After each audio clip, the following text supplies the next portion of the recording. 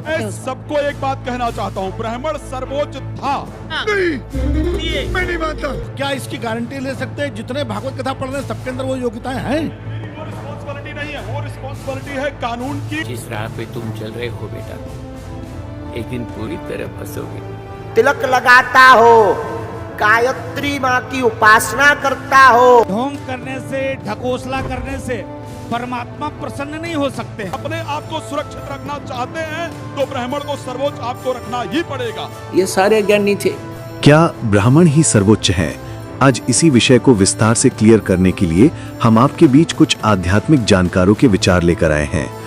इन आध्यात्मिक जानकारों में एक तरफ हैं धीरेन्द्र शास्त्री महाराज व कुछ अन्य आध्यात्मिक जानकार, तो वहीं दूसरी ओर हैं संत रामपाल जी महाराज। इन आध्यात्मिक जानकारों में किसका ज्ञान उत्तम है? कमेंट करके हमें अपनी राय अवश्य दें। अगर इस चैनल पर आप पहली बार आए हैं तो फटाफट से वीडियो को लाइक और चैनल को सब्सक्राइब जरूर कर दें। तो चलिए वीडियो शुरू करते हैं। मैं सबको एक बात कहना चाहता हूं, ब्राह्मण सर्वोच्च था, सर्वोच्च होना चाहिए, क्योंकि ब्राह्मण के सर्वोच्च होने से इस भारत वर्ष में यादव कुल के भगवान कृष्ण पूज्य हैं। ब्राह्मण के सर्वोच्च होने से क्षत्रिय कुल में होने के बाद भी भगवान राम पूज्य हैं। ब्राह्मण के सर्वोच्च होने से आज वाल्मीकि जी की पूजा होती है। अगर ब्राह्मण सर्वोच्च नहीं होता तो शायद भगवान राम क्षत्रिय होकर के उनकी पूजा नहीं की जाती। ब्राह्मण सर्वोच्च नहीं होता तो कृष्ण कथा आज नहीं गाई जाती। ब्राह्मण सर्वोच्च नहीं होता तो वाल्मीकि जी का सम्मान नहीं होता। ब्राह्मण सर्वोच्च नहीं होता तो कबीर जी के दोहे मंदिरों में नहीं चलाए जाते। ब्राह्मण सर्वोच्च नहीं होता तो मीरा का भजन आज मंदिरों के अंदर नहीं चलाया जाता, नहीं गाया जाता। इसलिए मैं ये कह सकता हूं कि ब्राह्मण का सर्वोच्च होना महत्वपूर्ण है। यदि आप देश को, सनातन को, अपने आप को सुरक्षित रखना चाहते हैं तो ब्राह्मण को सर्वोच्च आपको रखना ही पड़ेगा। और अगर ब्राह्मण नहीं सर्वोच्च होगा तो आज के जो मुस्लिम हैं वो कल के हिंदू थे, ठीक है, और उनको काटा गया और दोबारा अपने आप को कन्वर्ट कर पाए। कल आप लोग भी यही होंगे। समय समाप्त हुआ। चलिए, अब जितनी भी बातें उधर से कही गई हैं, रिबटल राउंड, 60 सेकंड का समय। महंत राजू दास जी, आपका शुरू हो रहा है अब। निर्मल मन सो मोहि पावा, मोहि कपट छल छिद्र न भावा। अगर आपका मन पवित्र है तो परमात्मा आपके अंतर आत्मा में है। ये इतने माला पहन लेने से, त्रिपुंड लगा लेने से, ढोंग करने से, ढकोसला करने से परमात्मा प्रसन्न नहीं हो सकते हैं। विषय गंभीर है। विषय ना तो अभी एक भाई आरोप लगा रहा था कि इस प्रकार से उनके साथ अभद्रता की गई, दूसरे तरफ उन्होंने कहा कि क्या हाथ पकड़ते हुए वीडियो क्यों नहीं आया। कितनी दुर्भाग्य वाली आप लोग बात कर रहे हो। समाज की बांटने की साजिश चल रही है। जिस प्रकार से राजनीतिक जामा पहनाकर लोगों ने वोट की राजनीति करने के लिए समाज को बांटने की जो साजिश की, यह दुर्भाग्यपूर्ण है। एक समय था कि पूरे दुनिया में हम ही हम थे। आज क्यों बट रहे हैं, क्यों घट रहे हैं, क्यों छट रहे हैं? सिर्फ एक ही कारण है, आपस में सनातन में सामंजस्य नहीं। समय समाप्त हुआ। जबरदस्त। क्या कोई नहीं है ऐसा जो बदलना चाहता है गमछे का रंग? कोई? हाँ, नहीं, नहीं बदलना है किसी को। नहीं, ये पहला शो है। किससे सवाल है? कर लीजिए, जल्दी से माइक उठाइए। ये जो हमारे शास्त्री जी हैं, वो अपने पंडित जी जो मिश्रा जी हैं, कथावाचक। हाँ, कथावाचक जी, आपने जो तमाम गुण बताए, योग्यताएं बताई कि ये योग्यताएं होनी चाहिए कथावाचक के अंदर, ब्राह्मण के अंदर ही वो योग्यताएं हो सकती हैं, तो क्या इसकी गारंटी ले सकते हैं जितने भागवत कथा पढ़ रहे हैं सबके अंदर वो योग्यताएं हैं? वो रिस्पॉन्सिबिलिटी नहीं है, वो रिस्पॉन्सिबिलिटी है कानून की, वो रिस्पॉन्सिबिलिटी है जो कार्यक्रम करा रहा है उसकी। लेकिन होना क्या चाहिए वो समाज की रिस्पॉन्सिबिलिटी है। होना क्या चाहिए वो मैं बता रहा हूं। और एक्चुअल में भगवान ने भी यही कहा है। भगवान राम ने भी श्री रामचरितमानस के अंतर्गत ब्राह्मणों के लिए इसलिए इंपॉर्टेंट कहा है कि ये गुण अगर हो, मैंने कहा समोदमस्था शौचम छांत्रार्थ में ज्ञान विज्ञान मस्तिक्य, अगर ज्ञान विज्ञान से युक्त है। और मैं एक बात आपको बता देता हूं, सूत जी का वध पता है क्यों किया गया था? लोमहर्षण जी का, क्षमा चाहूंगा, लोमहर्षण जी का वध ही भगवान कृष्ण के बड़े भाई बलराम ने किया था। उन्होंने किया है, उन्होंने स्वीकार नहीं किया। हमारी बात छोड़ दीजिए। इसलिए मैं ये कहूंगा, समाज को बंटना नहीं चाहिए। अगर ब्राह्मण सर्वोच्च रहेगा तो आप सबको साथ लेकर के चलेगा और वो महत्वपूर्ण है। देवाधीनम जगत सर्वम मंत्राधीनाश्च देवता। सारा संसार देवताओं के अधीन है, लेकिन देवता किसके अधीन? मंत्राधीन। मंत्रों के अधीन देवता, पर मंत्र किसके अधीन? ते मंत्रा ब्राह्मणाधीना, वह सभी मंत्र ब्राह्मणों के अधीन है। इसलिए बोले ब्राह्मणों को क्या कहा? बोले तस्मात् ब्राह्मण देवता नमो ब्रह्मण्य देवाय गौ ब्राह्मण हिताय चा जगद्धिताय कृष्णाय गोविंदाय नमो नमः। विप्र प्रसादात धरणीधरोहम विप्र प्रसादात कमलाभरोहम विप्र प्रसादात अजताजतोहम विप्र प्रसादात मम राम नाम। जो व्यक्ति ब्राह्मणों से द्वेष करता है, ब्राह्मण भले ही जवाब ना दे, पर भगवान उस व्यक्ति का समूल विनाश कर देते हैं।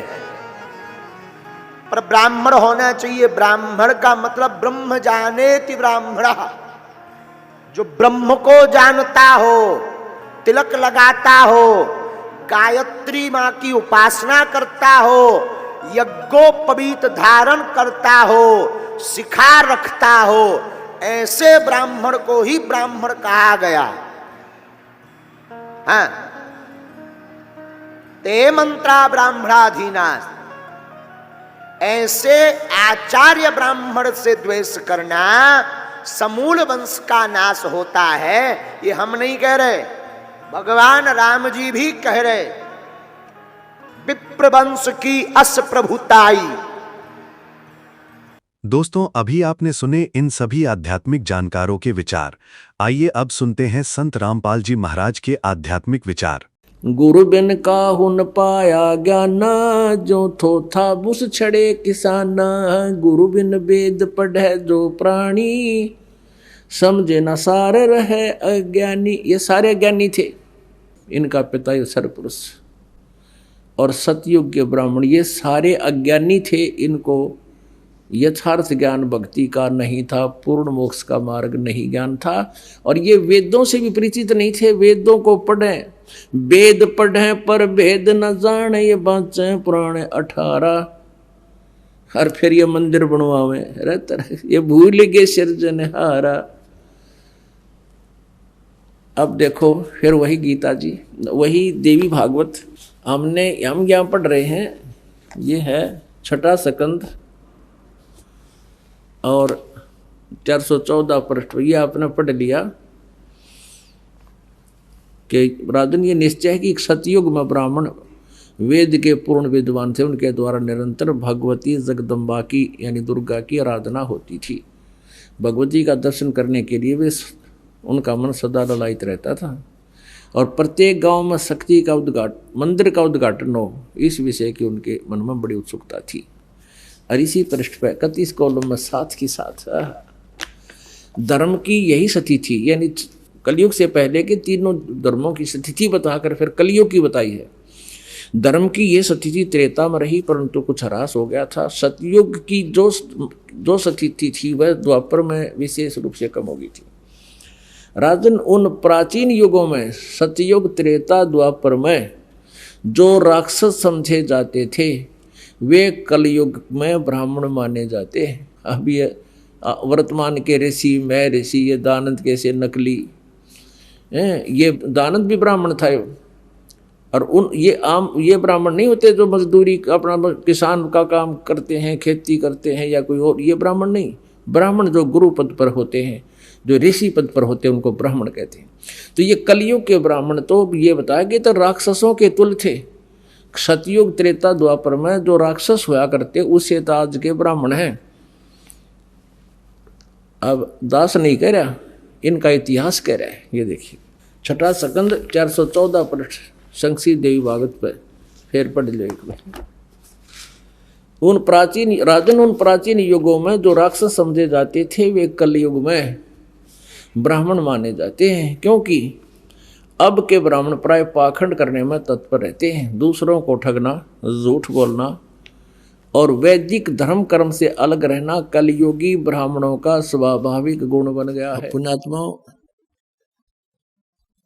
परमेश्वर ने 600 वर्ष पहले कहा था, वेद पढ़े पर भेद न जाने, ये बाँचे पुराण 18। और पत्थर को ये पत्ते खुआवे, भूल गए सिरजनहारा।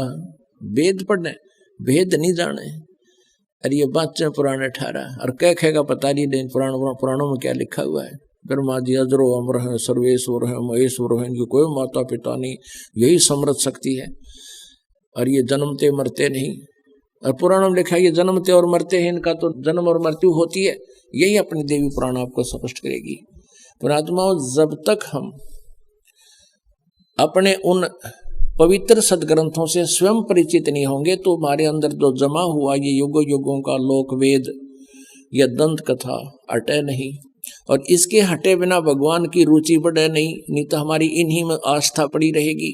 तो दास का उद्देश्य यही है कि आपको रूबरू करा दूं ताकि आप प्रत्यक्ष प्रमाण देकर भगवान को पहचान सके और ज्ञान समझ सके। और ज्ञान समझ में आ गया फिर तो ये परमात्मा की महिमा बच्चा बच्चा गाया करेगा।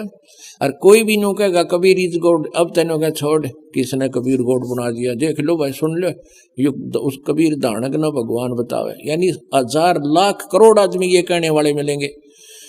और फिर क्या होगा, एक भी विरोध करनिया नहीं होगा। वो न्यू कहेंगे कि हाँ भाई भगवान कबीर इज गॉड, भाई कबीर तो परमात्मा थे, यही पूर्ण ब्रह्म थे।